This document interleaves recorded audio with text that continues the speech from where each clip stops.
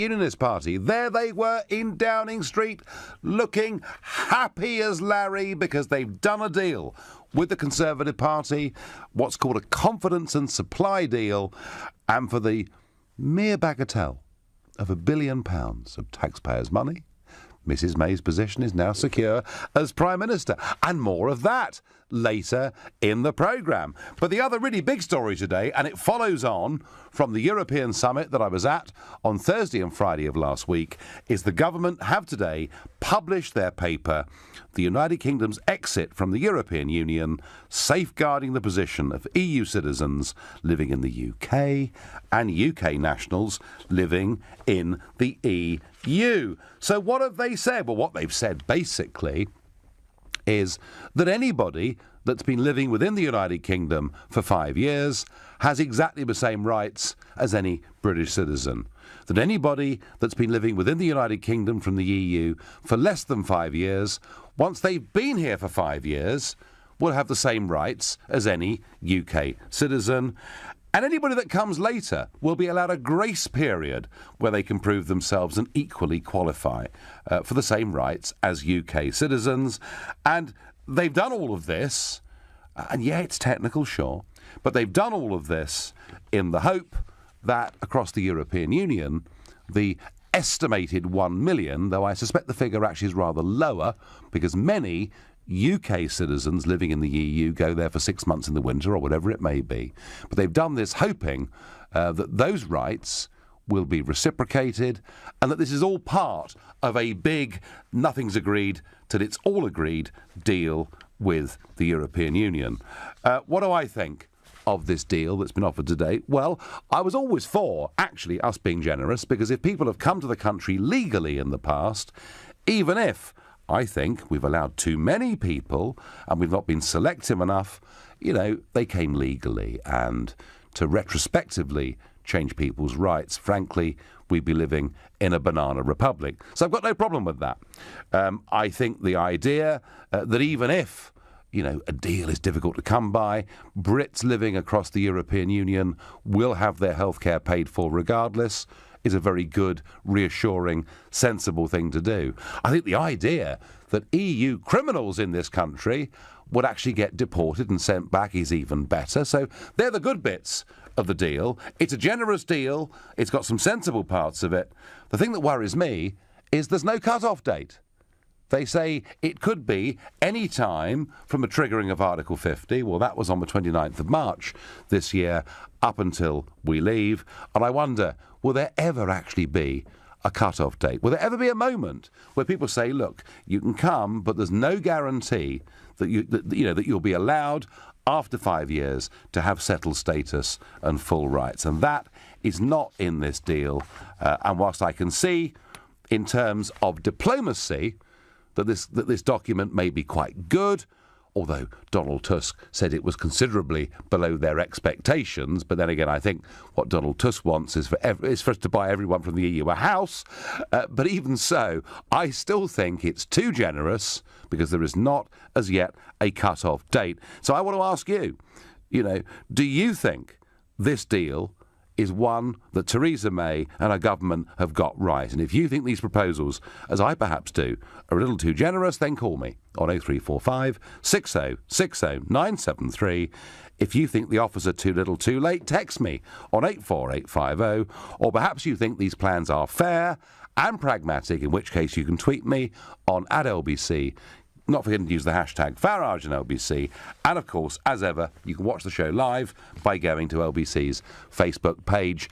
Now, Julia on Facebook steams in to this argument and says, I have never been so angered by a politician. How dare she tell over 3 million people from the EU that they can not only remain here, but their families can join them. This is not what I voted for, and she had no right to make that decision for me. Well, Julia, actually, you are right, because what is big, and I did say, I thought this deal diplomatically may have been clever, but actually was overly generous. But Julia is right that if you've been here for 5 years and you're fully entitled to all the same rights as a UK citizen, well, then you can bring the rest of your family here as well. And that's perfectly clear in this document.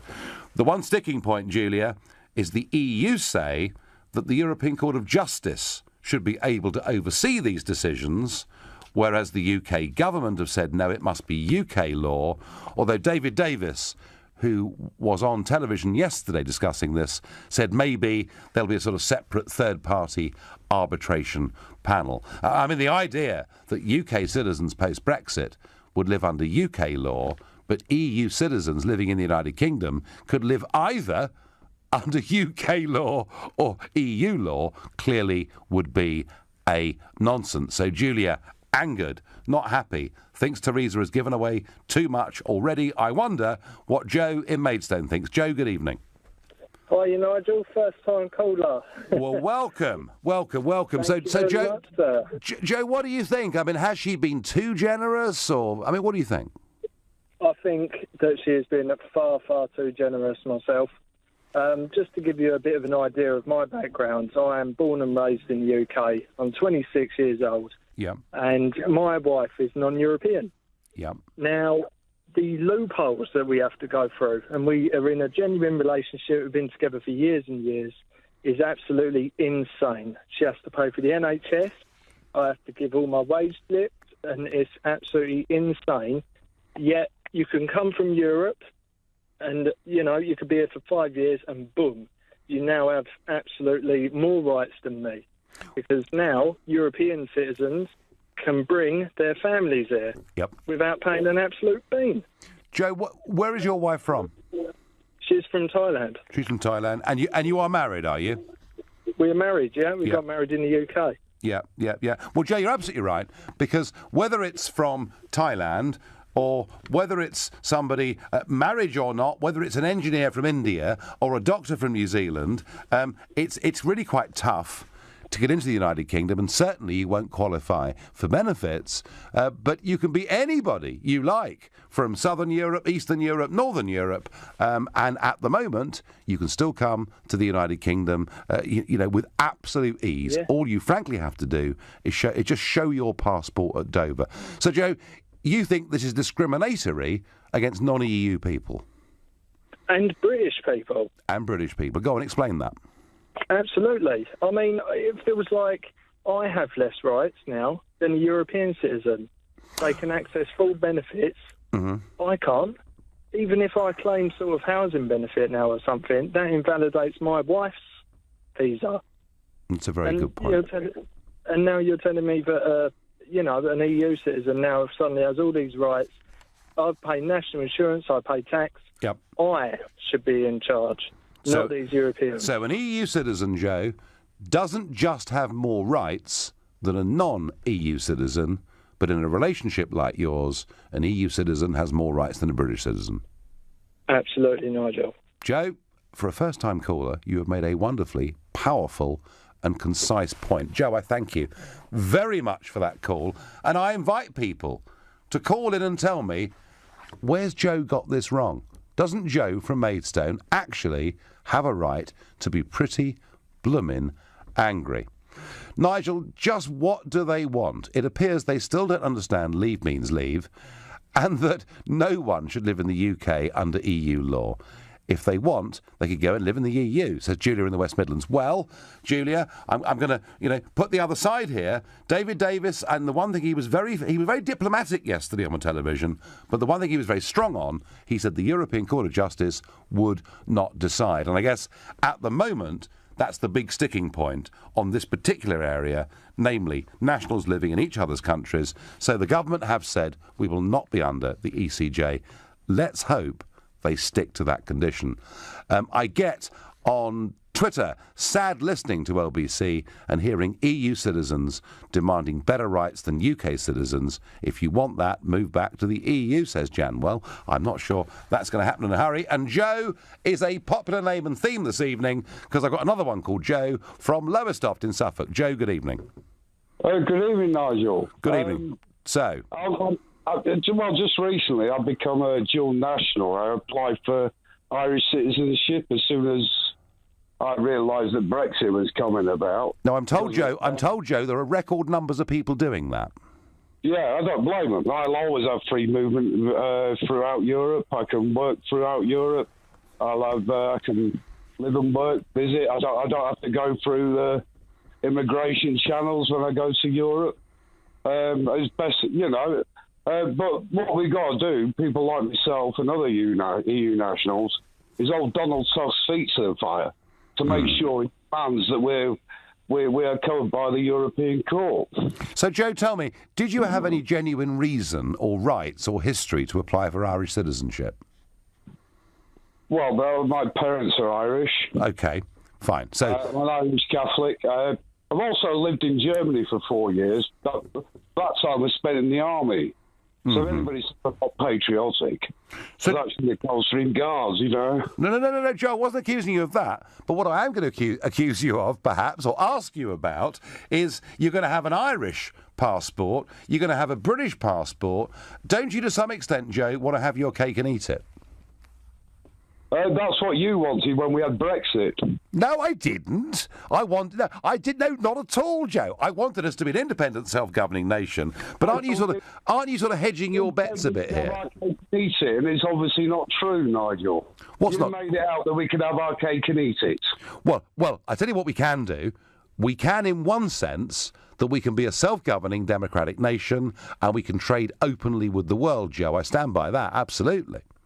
Yeah, but in the meantime, in the next 10, 20 years, our economy is likely to tank. Get out of it. It could. What if it goes through the roof? What if it goes up? Joe, let me ask you one quick question.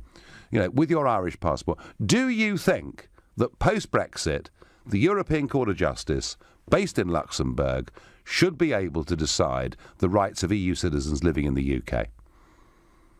Well, it's the same as the Supreme Court in London who decides what people in Northern Ireland are doing. Well, Northern Ireland's part of the United Kingdom. Are you arguing, Joe, with your Irish passport? I'll ask you one more time. Are you arguing with your Irish passport that's on its way that the European Court of Justice in Luxembourg should have a say on the rights of EU citizens living in the UK? They've protected our rights. Fine, Joe, fine. You've made your point. I get it. I thank you. Well, Joe, great believer in the European Court of Justice in Luxembourg. He does want to have his cake and eat it, I think. But fair enough. He's doing what's in his own interests, I guess. Right now, you're listening to The Nigel Farage Show, exclusively on LBC. It's 7:15. The Prime Minister has announced that EU citizens that have been living in the United Kingdom for more than 5 years will have settled status, which gives them full entitlement to the same rights as everybody else. Equally, she said that those that come later can earn that right too. And I'm asking you, is that simply too generous?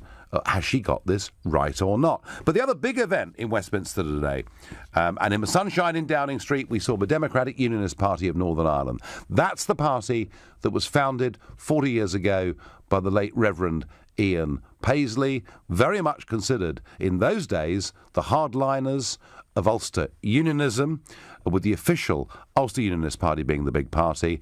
They have now disappeared. They've gone. There are no OUP seats in Westminster, and the DUP have 10 of the 17 seats in Northern Ireland. And without them, Mrs May simply can't govern the country. So the deal has been done, and it's taken a long time. What does it all mean? What it means is that £1 billion worth of spending promises have been made to Northern Ireland over the course of the next 2 financial years.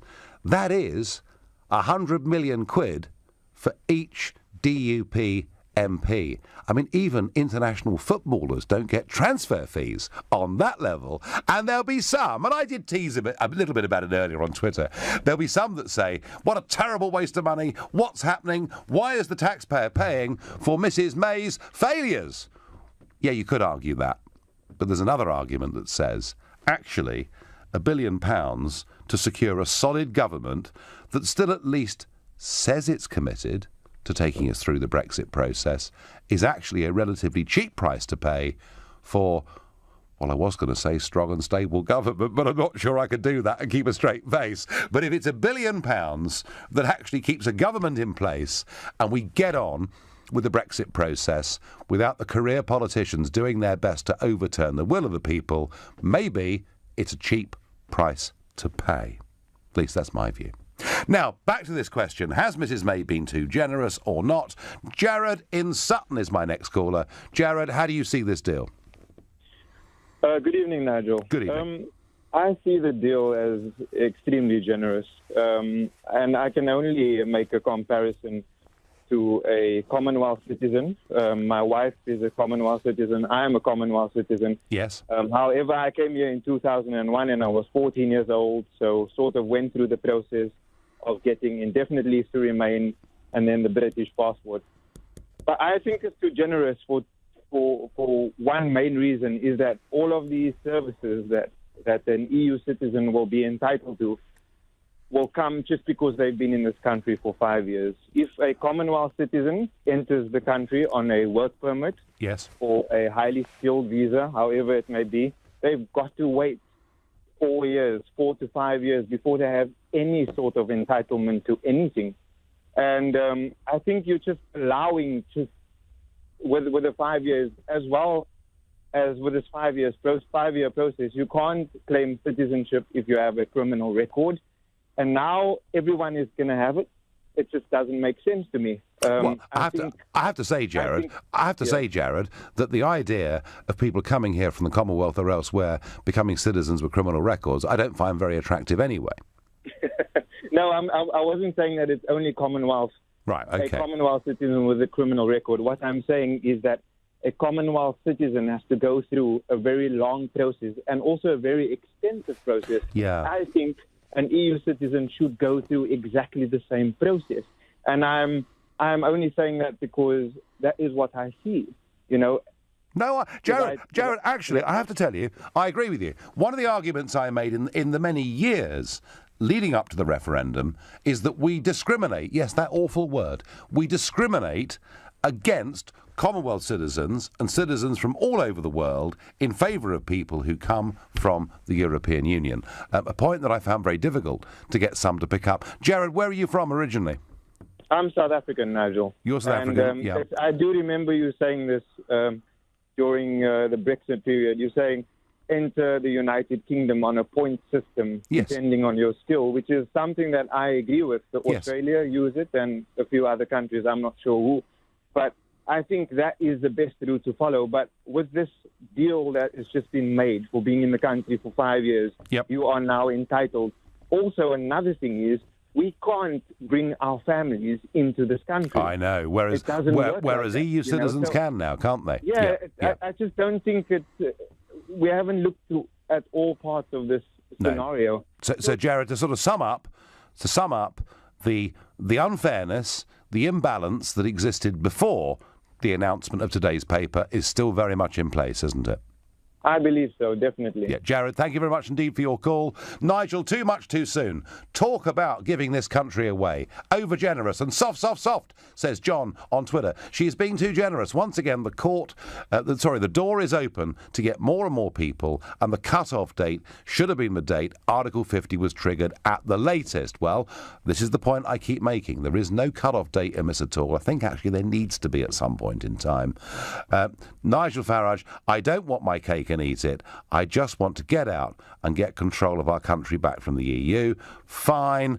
I'm going to ask Ian in Clapton. Ian, is this the right deal or the wrong deal? So far, Ian, most callers think that it's too generous to EU citizens and doesn't redress the balance at all for people coming from the rest of the world. Afternoon, Nigel. I think there's, as ever, just a lot of kind of misinformation and kind of distortion of things going on. I mean, I phoned up because earlier on... Ian, put us straight, mate. Put us straight. I would love to, Nigel.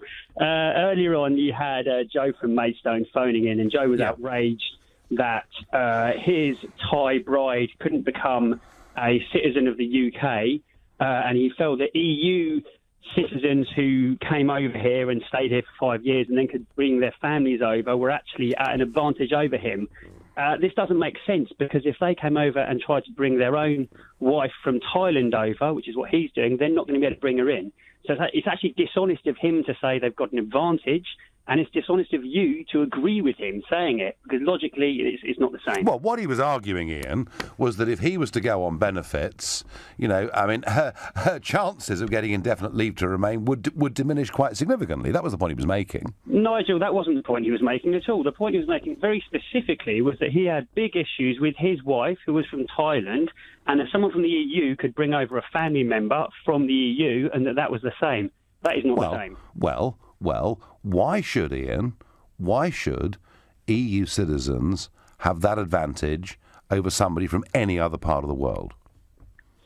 Well, they don't actually have that advantage over someone from any other part of the world. Obviously, there's different rules regarding all sorts of different places. Obviously, no, there are, but Australia has a different experience to someone from, say, Kathmandu. Now, it's when we have to deal with the specifics of something. I personally believe that I think that EU migration to this country has, by and large, been beneficial. The statistics will bear me on that if we just move away from kind of shrill whistle techniques. Well, I'm not sure they do, Ian, actually. I'm not sure they do. I mean, before 7 o'clock, Ian Payne was debating the fact that dissatisfaction with the National Health Service has reached an all-time high today. Surely, Ian, that has something to do with an exploding population, and open-door immigration to the EU is part of that problem. I think we could just as easily argue that that's to do with a criminal lack of funding by a government that's interested in implementing privatisation through the back door, Nigel. No, Ian, that was Labour, mate. That was Tony Blair. I will agree with you that the PFI schemes that Blair brought in were completely culpable, but let's just face it, when Thatcher was calling him her greatest success, she wasn't far wrong.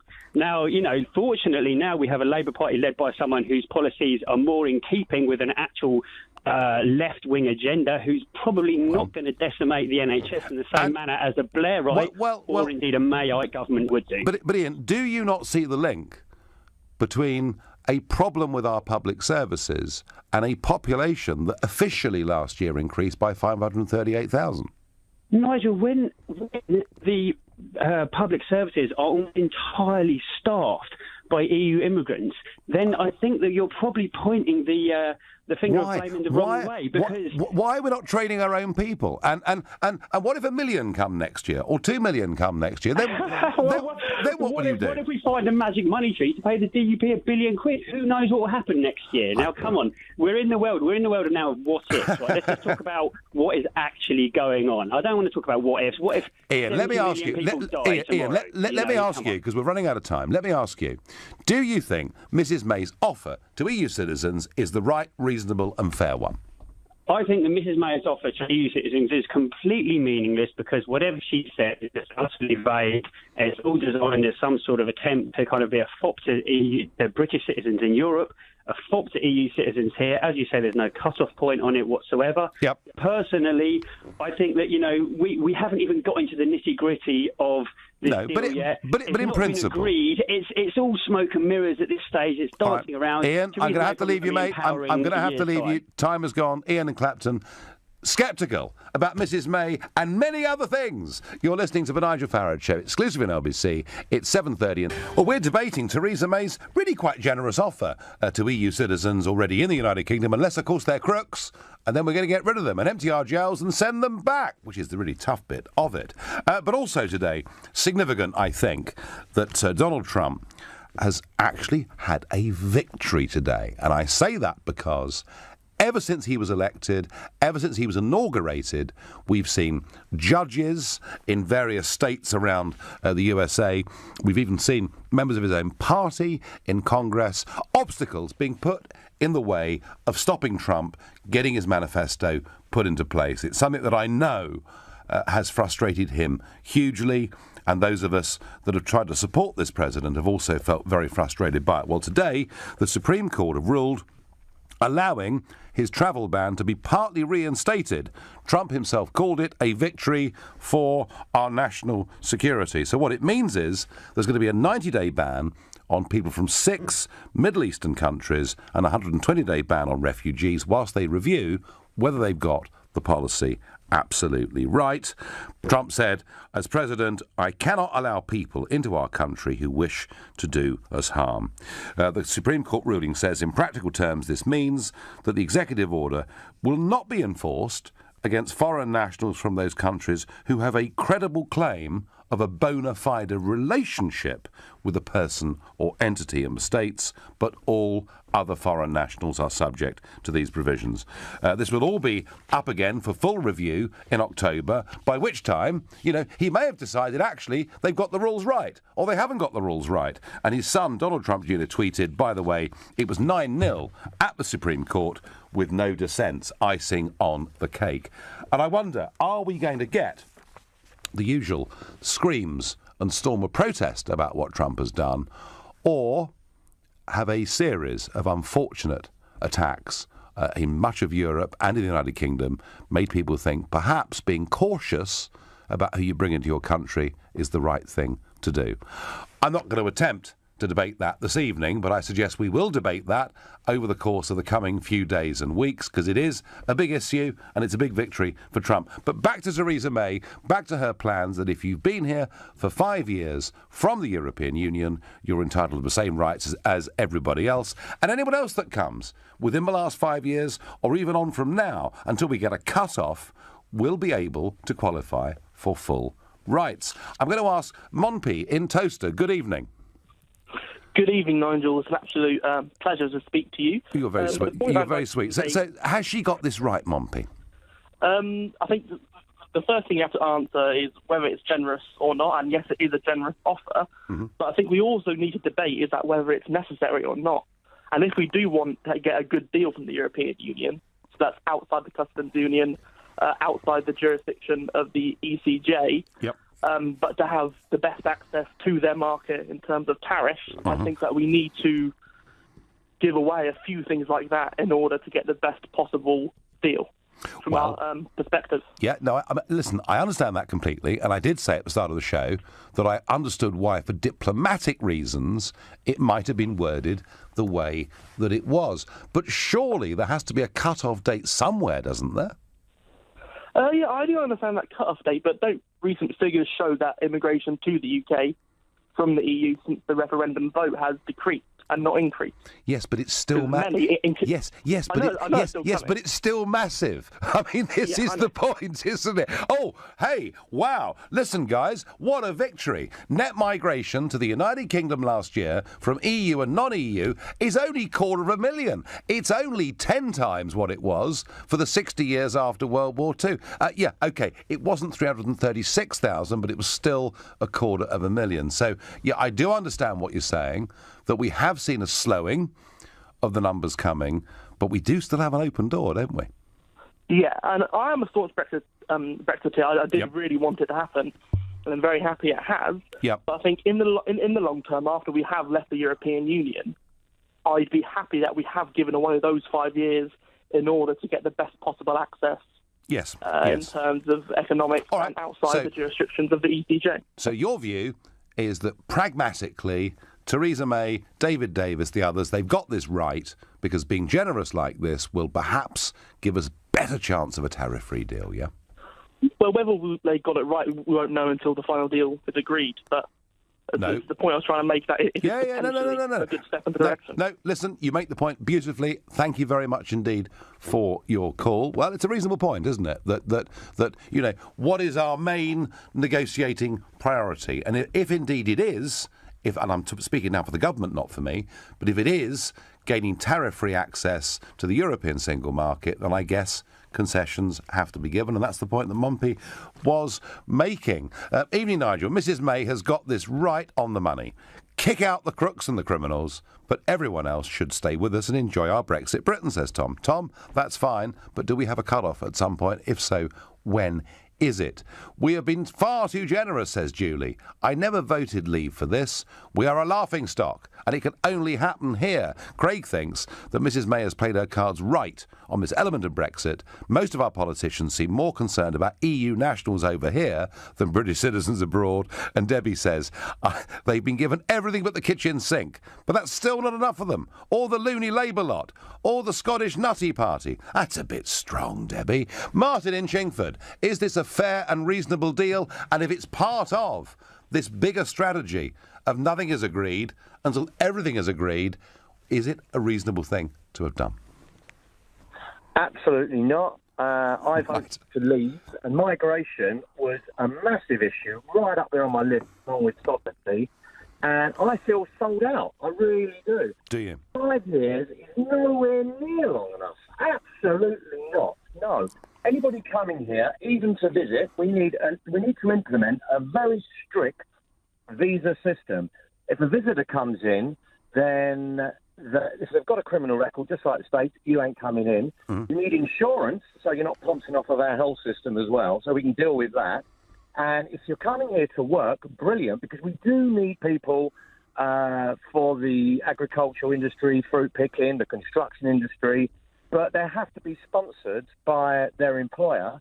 And when that work ceases, there's no benefits for any of these people. Well, that's the big... At least 10 years. I mean, Martin, that's the big difference, isn't it? There is a big difference between a work permit, the ability to come to work, and, as is being set out very clearly here with the government, settled status within the United Kingdom. They are two very, very different things. And I have to say that I rather, think that rights of residency and rights to work have been confused and effectively become the same thing over the course of the last few years. So, Martin, what would you have done? What would your rules be? Would you say, I mean, an EU citizen who's been here for over 5 years and has obeyed the law and paid their taxes, what would you say to them?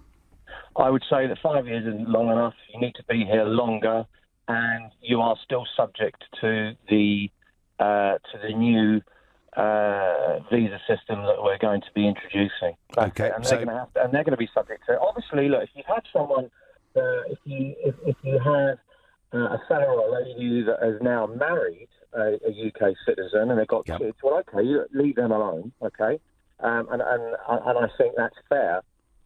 However, I'm afraid, there are people here. 5 years isn't long enough. I'm sorry. Right. No, Martin, you're perfectly clear. You think this is soft, and frankly, you feel sold out, don't you, Martin? I do. I damn well do. Yeah, I do massively. No, I think that because of Corbyn's been there, open arms, saying we should have an open door policy and continue. I think the Tories have softened up, and they don't want to be looking. Too soft. I don't want to be too harsh now in the face of Corbyn. Wow. And also, Martin, don't forget, their track record is abysmal. Tens of thousands in the 2010 manifesto, tens of thousands in the 2015 manifesto, and once again in the 2017 manifesto, tens of thousands.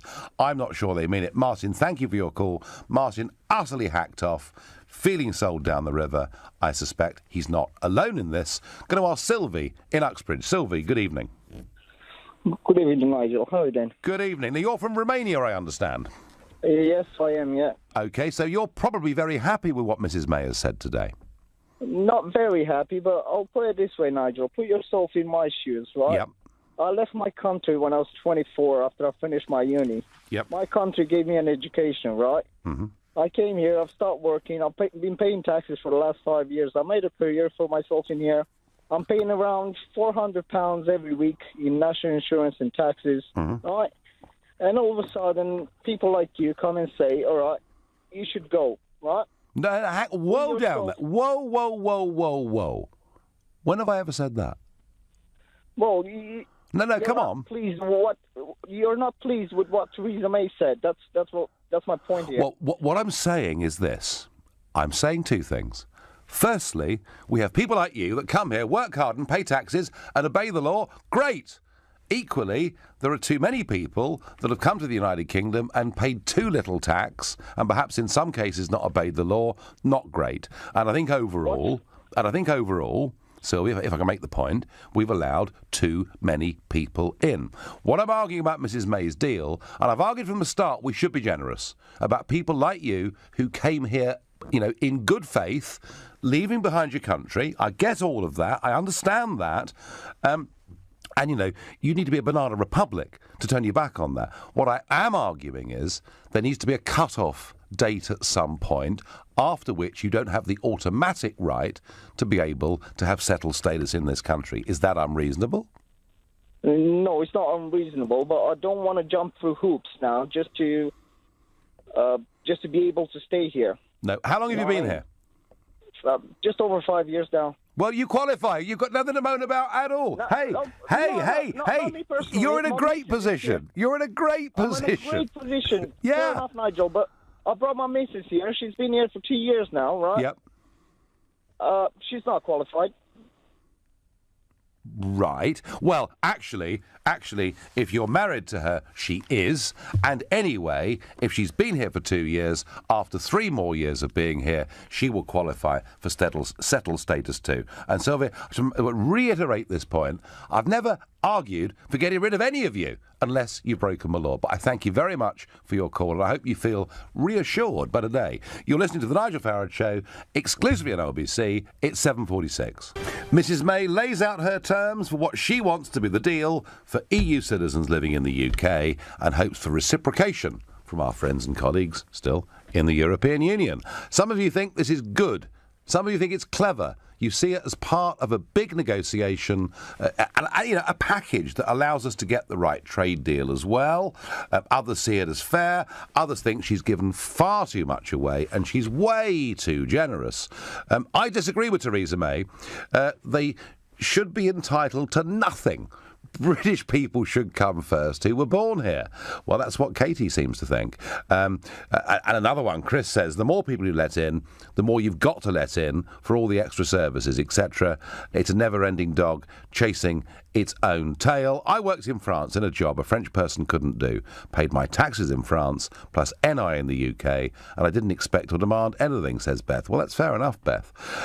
How many times can Mrs May get things so wrong before she's forced to resign? What a mess. No, Nathan, you're wrong. The Conservative Party are solid and united behind their great leader, who's today cut a deal with the DUP, and I guess looks a little bit safer than she did a couple of weeks ago. Mark, in Great Yarmouth, has Mrs May got this right, or has she been too generous? Good evening, Nigel. Good evening. I just want to say I don't think it's good. I don't think it's clever. I just think it's the right thing, Nigel. OK. Now, Is that in terms of the big package that we've got to put together here? Yeah. Hold on. Let me finish, mate. Yeah. You've got to understand that these are people, and they want to know where they stand. Mm-hmm. And they're a part of our country. They've come in, and the vast majority of them have worked hard. I knew Portuguese people, I knew Spanish people, I knew quite a lot of people from the European Union. Every day, Nigel, they worked. Mm-hmm. Mm-hmm. Okay, now, for all of a sudden, because this country had a vote, was to say that they have to go, or they weren't sure, I don't think that's right. And we have to be seen to be doing right, Nigel, because No, Mark, I agree with that. I agree with that. I agree with that. And no one's ever said... I've never heard anybody in the Leave campaign say that people who came here legally, which they did, should go. But it is about restricting the numbers in the future. But Nigel, why you don't need to antagonise. And the thing is that you got to have a bit of decorum. You got to show a bit of compassion. And the fact is that the way I look at it is that I want to live in a country. I voted for Brexit, by the way, because I felt it was the right thing for my country. Mm-hmm. Okay? Mm-hmm.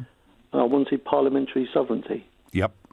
But it needs to go through Parliament to be rubber stamped, because it then shows, others. It shows those who are already living here that we mean business. We are not going to we're not going to play games with your lives.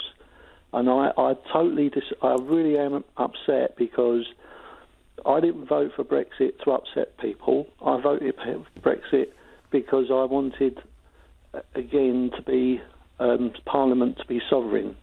Now, what we do after that is another argument. But Mark, you think what she's done? You think what she's done today is the reasonable, sensible, moral thing to have done? Yeah, I do. Yeah. Fine.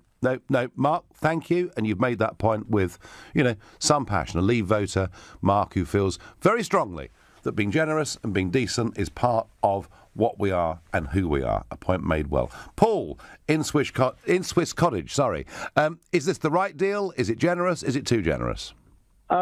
With respect, Nigel, I didn't actually ring up to talk about this deal that Theresa May's done. I think everything she's done is farcical. Right.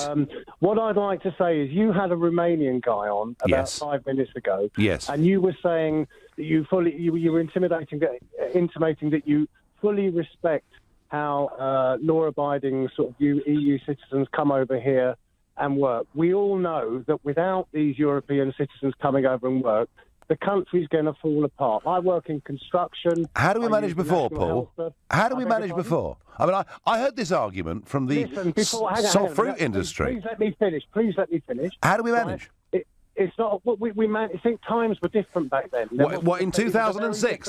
In 2006, I mean, don't forget, Paul. Romania and Bulgaria gained access in 2007. I'm now being told, Paul, by the fruit industry, particularly in Kent and elsewhere, that without an open door to Romania and Bulgaria, the fruit would rot in the fields. Is that really credible? I believe personally, having worked in several industries, that we are so reliant on EU and foreign labour that the concept of not having them in the United Kingdom will make this place a third world country. Look at the health service. Look at the fact that 96 or whatever it is % of nurses do not want to work in this country anymore. And I hate to say this, but this is from your rhetoric that you've brought about. I'm not saying that your views are your own views only. There are lots of people in this country that think the same, but I think you're all being really short-sighted. I'm not saying that we don't need to have some kind of change and limitations in terms of who comes into the country. So what are we arguing about, Paul? So what are we arguing about? Well, what you. I mean, all I've ever said is let's have controls. What you're arguing about, of course we've got to have some controls. But what I was going to ask you is, when you spoke to that Romanian guy on the radio, you said to him that we can send away these, vast amount of criminals. I'm going to ask you a question. Of all the Romanians and EU citizens in this country right now, what percentage of those people do you consider represent a criminal, people with a criminal record or people that are actually pouncing off the state? Because in my experience in the building trade in particular, we are absolutely as dependent on EU citizens coming in and working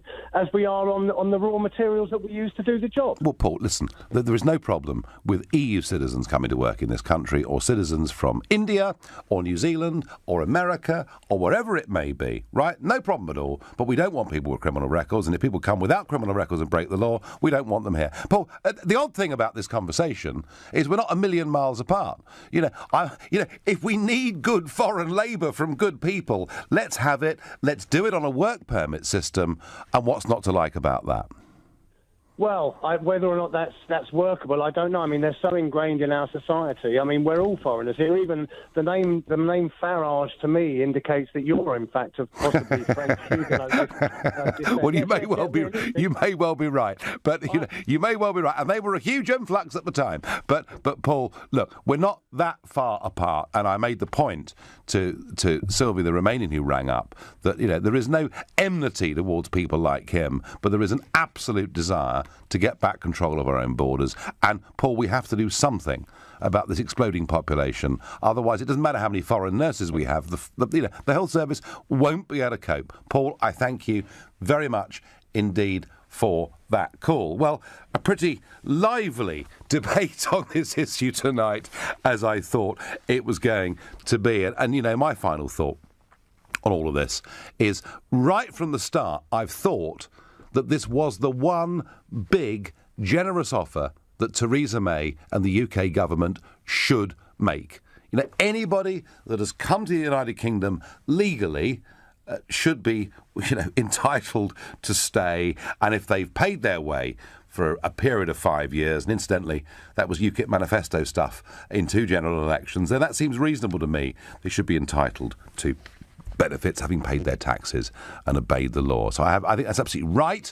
We make this offer. It's disappointing that the EU have already rather talked it down because they want to have a foreign court, the European Court of Justice, having jurisdiction here, which it can't. But we have to have a cut-off date.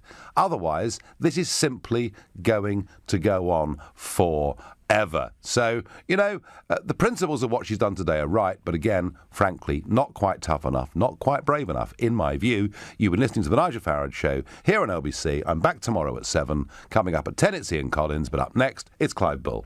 Thank you very much, Nigel, and lots to talk about between now and 10. At 9, it's the Consumer Hour. I'm joined by Dean Dunham, consumer lawyer and the Retail Ombudsman, here to answer your questions about your consumer rights. So if you've had a problem with a retailer or a contract, or you think you've been scammed, then listen to the Consumer Hour at 9. We will be coming back as well to this issue of the Prime Minister setting out her plan for EU citizens.